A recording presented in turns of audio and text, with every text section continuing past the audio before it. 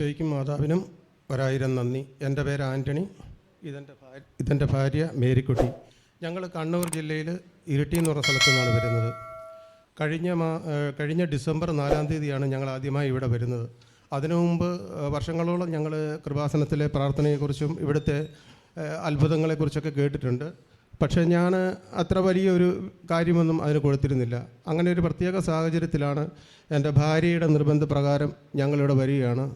ആ വരവിലും ഞാൻ അത്ര വലിയ സന്തോഷവാനോ അല്ലെങ്കിൽ പ്രതീക്ഷയുള്ളൊരു വ്യക്തിയൊന്നും ആയിരുന്നില്ല. അങ്ങനെ ഇവിടെ വന്നു, ഞങ്ങൾ ഉടമ്പടി എടുത്തു. അപ്പം ഞാൻ എൻ്റെ ഭാര്യയോട് പറഞ്ഞു, ഇതൊക്കെ വലിയ ചടങ്ങാണ്, ഇതൊക്കെ നമുക്ക് ഓടിക്കാൻ പറ്റുമോ എന്നൊക്കെ ഞാൻ ചോദിച്ചു. അപ്പോൾ ഇവൾ എന്നോട് പറഞ്ഞു, ഞാൻ കൂടെ നിന്നാൽ മതി, ബാക്കിയൊക്കെ അവൾ ചെയ്തോളൂ, ഒരു സപ്പോർട്ടായിട്ട് നിന്ന് കൊടുത്താൽ മതി എന്ന് പറഞ്ഞു.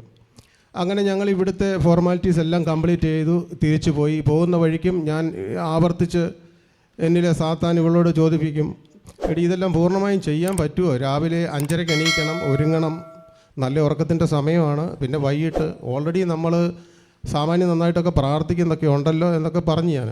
അങ്ങനെ എത്രമാത്രം പുറകോട്ട് അടിക്കാവോ അത്രമാത്രം പുറകോട്ട് അടിച്ചാണ് ഞാൻ വീട്ടിലെത്തിയത്.